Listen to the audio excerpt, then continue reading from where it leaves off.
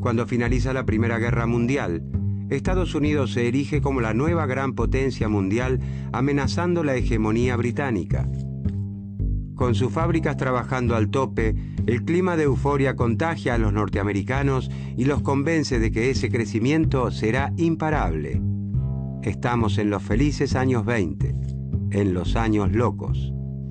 Este optimismo desenfrenado empuja a gran parte de la población de los Estados Unidos a comprar acciones en la bolsa. Hacia fines de la década del 20, grandes y pequeños ahorristas adquieren gran parte de las empresas convencidos de que ganarán mucho dinero gracias a ese fabuloso crecimiento que se da por descontado. Como muchos eligen ahorrar en acciones, su precio y con él el valor de las empresas crece enormemente. Todo marcha bien hasta que surgen preocupantes señales de que esta ola de optimismo ha llevado a las empresas a producir muy por encima de las cantidades demandadas, exceso que las obliga a detener la producción, acumular stock de mercaderías y expulsar mano de obra. Esto hace que el valor de las empresas caiga a pique y empobrezca a todos los que habían elegido ahorrar en acciones. El 29 de octubre de 1929 pasa a la historia como el Jueves Negro. Ese día se produce el famoso crack en la Bolsa de Nueva York. Esta quiebra financiera tiene un impacto notable.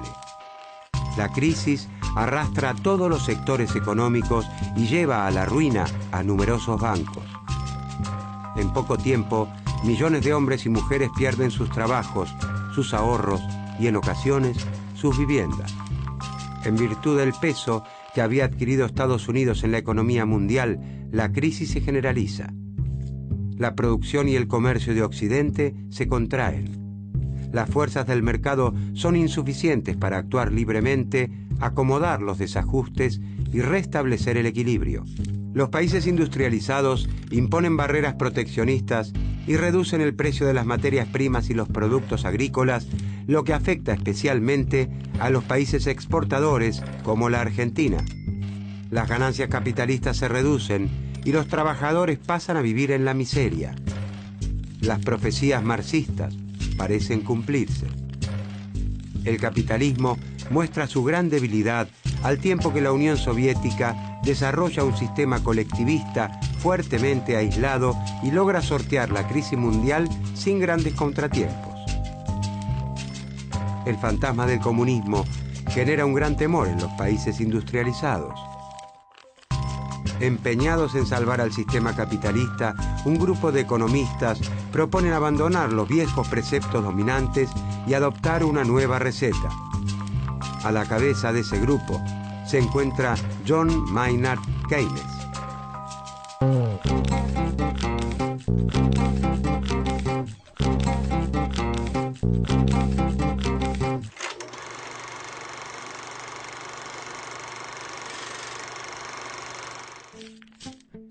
John Maynard Keynes es uno de los grandes críticos de la teoría económica clásica y marginalista. Nace en Inglaterra en 1883 y estudia en la Universidad de Cambridge. Es alumno de Alfred Marshall, principal exponente del marginalismo.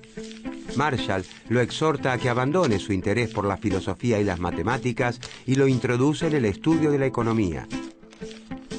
Como funcionario de Hacienda del Reino Unido, Keynes se ocupa en 1915 del estudio de las indemnizaciones que debe pagar la derrotada Alemania al concluir la Primera Guerra Mundial.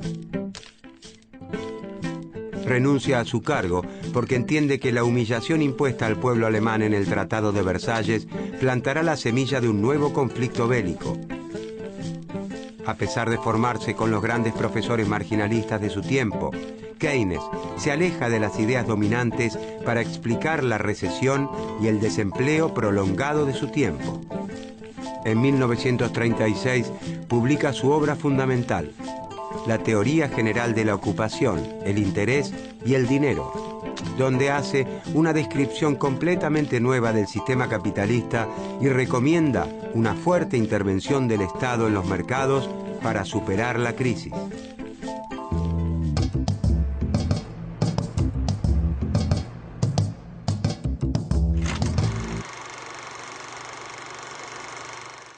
Según el razonamiento marginalista, el desempleo puede ser voluntario o involuntario. Es involuntario o no deseado por dificultades momentáneas de la economía, por el tiempo que demoran los trabajadores en encontrar un nuevo empleo o por el tiempo que necesitan los jóvenes para acceder a su primer empleo. Es decir, para los marginalistas, el desempleo involuntario es originado por motivos menores y fundamentalmente pasajeros, transitorios. El resto del desempleo es siempre voluntario, por voluntad de los propios trabajadores que prefieren el ocio al empleo o por las regulaciones que traban el funcionamiento del mercado. Estas regulaciones pueden ser los convenios colectivos de trabajo o el salario mínimo.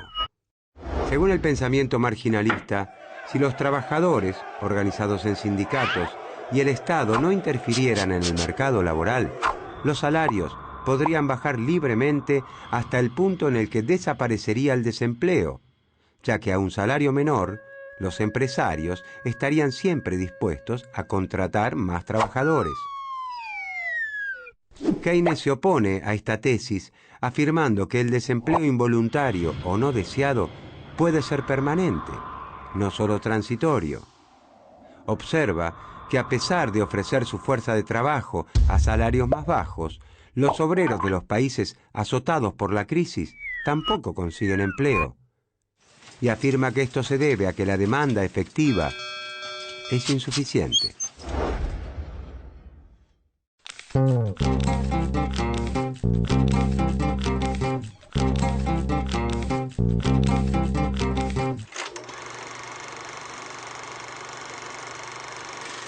Para el pensamiento marginalista, el motor que da movimiento al sistema se encuentra en la oferta de bienes de la economía, en la producción que se realiza en las fábricas. La ley de Say sintetiza ese pensamiento hasta entonces dominante al afirmar que toda oferta crea su propia demanda. Los empresarios producen en sus plantas utilizando toda la capacidad de sus instalaciones y contratando los trabajadores necesarios para producir al tope. Los marginalistas aseguran que esta oferta total de bienes está creando también la demanda, y esto funcionaría así. Como consecuencia de la actividad productiva, los trabajadores reciben salarios, los propietarios de la tierra reciben la renta y los capitalistas obtienen beneficios. Con estos ingresos, las familias de trabajadores, terratenientes y capitalistas compran bienes, es decir, generan una demanda para la economía. Keynes invierte la ley de Say y asegura que es la demanda la que crea la oferta. No es cierto que los bienes producidos encuentren siempre quien quiera comprarlos. Es posible que los productos no puedan venderse o que la demanda sea persistentemente insuficiente en relación con todos los productos que se ofrecen en el mercado.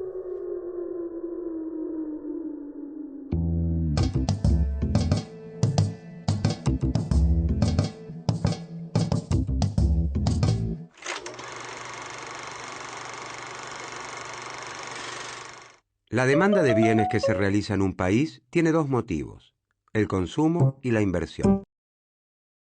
El consumo depende del ingreso de las familias, los salarios de los trabajadores, los beneficios de los empresarios y las rentas de los propietarios de la tierra.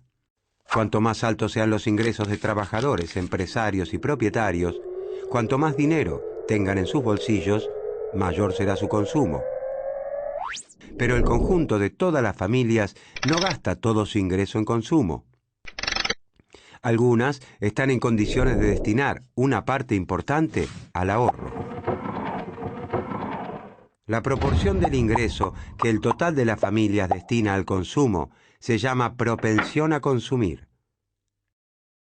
Cuando los ingresos de la familia aumentan, el consumo se incrementa, pero la propensión a consumir tiende a ser cada vez menor, pues las familias destinan cada vez mayor proporción de su ingreso al ahorro.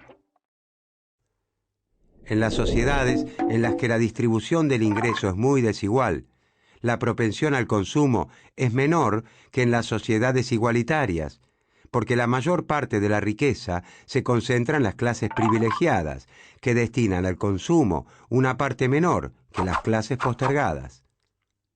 Por este motivo, Keynes cree en una política de redistribución del ingreso en beneficio de las clases más postergadas. De esta manera se impulsa el consumo y, en consecuencia, la demanda efectiva, la producción y el empleo de la economía. El otro componente de la demanda es la inversión. La inversión no depende de las familias. Los empresarios invierten cuando compran maquinaria e instalaciones para aumentar, mantener o mejorar la producción. Y lo hacen dependiendo de cuánto esperen ganar. Si creen que la economía irá bien y sus ventas se incrementarán, esperarán embolsarse abultadas ganancias. Por lo tanto, aumentarán su capacidad productiva demandando bienes de inversión y contratando mano de obra. Si los empresarios ven un horizonte gris, optarán por quedarse con el equipamiento existente o dedicarán pocos recursos a la adquisición de uno nuevo. Como el futuro es incierto, las expectativas de los empresarios son poco predecibles. Los niveles de actividad y empleo dependen de un factor psicológico imponderable, incontrolable e inestable. Keynes llama a estos estados de ánimo los espíritus animales de los empresarios. Si los empresarios tienen expectativas negativas sobre el futuro de la economía, la inversión será pequeña y una parte de la oferta quedará siempre sin vender. Cuando la demanda efectiva se encuentra reducida por la crisis, los empresarios producen menos de lo que podrían si operaran al tope. Por más bajos que sean los salarios, los empresarios no contratarán más trabajadores porque no tienen a quién vender su producción. Ese desempleo provoca que cada vez se consuman menos productos, lo que lleva a un círculo vicioso de estancamiento. Para Keynes, si el Estado no interviene apuntalando la demanda efectiva, el mercado, por sí solo y espontáneamente, no podrá retornar a su equilibrio y profundizará el estancamiento. Si bien el interés del empresario individual es reducir al máximo los salarios de sus trabajadores, el sistema capitalista en su conjunto necesita que los trabajadores reciban buenos salarios para que puedan consumir y generar demanda. Entonces, la clave para Keynes está en la demanda efectiva, la cantidad de bienes y servicios que los consumidores realmente adquieren en el mercado en un tiempo determinado y a un precio dado.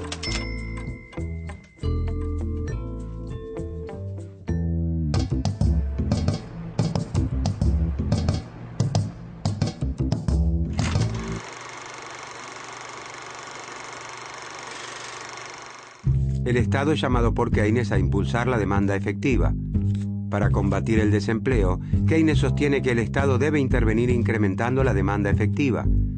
Si la demanda efectiva aumenta, los empresarios estarán dispuestos a aumentar la producción, a utilizar sus plantas al tope y para ello deberán contratar cada vez más trabajadores. El Estado cuenta con dos herramientas para aumentar la demanda efectiva: la política fiscal y la política monetaria.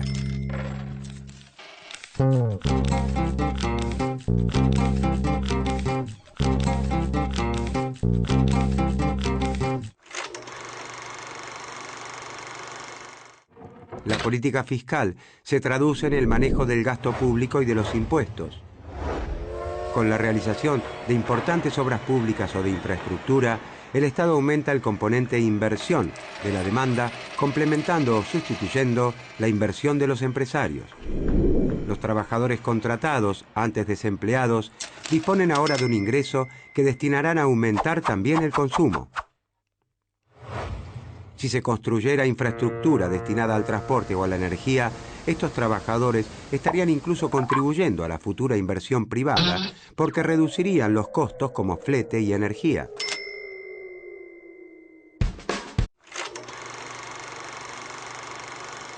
La otra herramienta de que dispone el Estado para alentar la demanda efectiva es la política monetaria.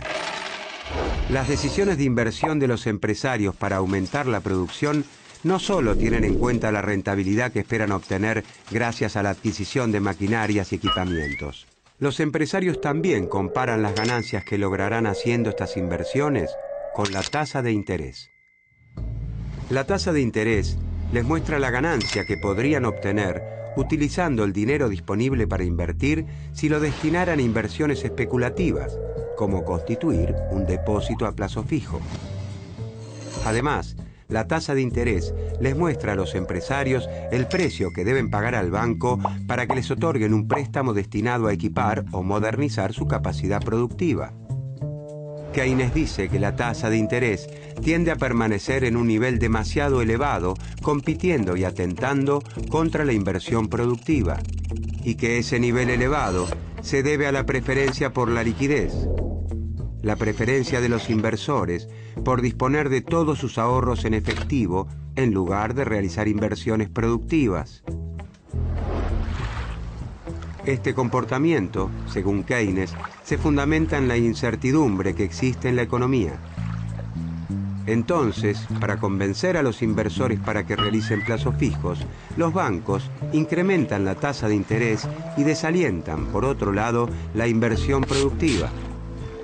Para alentar la reducción de la tasa de interés, incrementar la inversión productiva y con ella la demanda efectiva y el empleo, Keynes propone que el Estado instrumente una política monetaria expansiva. Mediante la emisión de billetes y monedas y su inyección en la economía, el Estado logra que la tasa de interés no sea muy elevada. Si hay mucho dinero en la economía, el precio de ese dinero, es decir, la tasa de interés, tiende a caer. Una tasa de interés baja estimulará a los empresarios a endeudarse con los bancos para invertir, lo que aumentará la demanda efectiva, la producción y el empleo.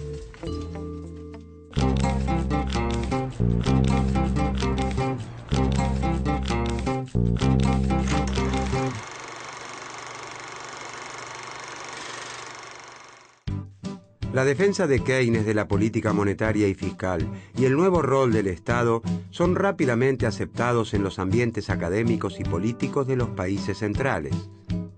La reducción del desempleo y el sostenimiento de la actividad económica pasan a considerarse una responsabilidad de los gobiernos.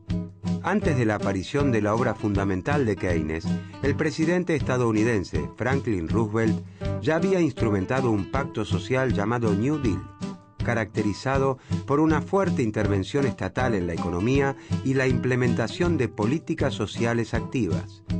Después de la Segunda Guerra Mundial, la teoría keynesiana se impone masivamente alrededor del planeta. El temor a que el comunismo se extienda lleva a los gobiernos de los países centrales a adoptar políticas keynesianas que mejoran la calidad de vida de los habitantes. Salud, educación, jubilación y acceso al crédito son los componentes de lo que se llama estado de bienestar. Este período, conocido también como los 30 años dorados, se extiende desde mediados de la década de los 40 hasta principios de la década de los 70. Fundados en los acuerdos de Bretton Woods, donde se asentó el orden económico occidental entre las potencias vencedoras de la Segunda Guerra, se establecen mecanismos de coordinación institucional internacional para evitar desajustes que hagan peligrar la producción y el empleo. El Fondo Monetario Internacional y el Banco Mundial son dos instituciones que nacen con ese fin, pero que a partir de la década de los 70 perderán su rol coordinador para convertirse en agentes de la liberalización de los mercados mundiales.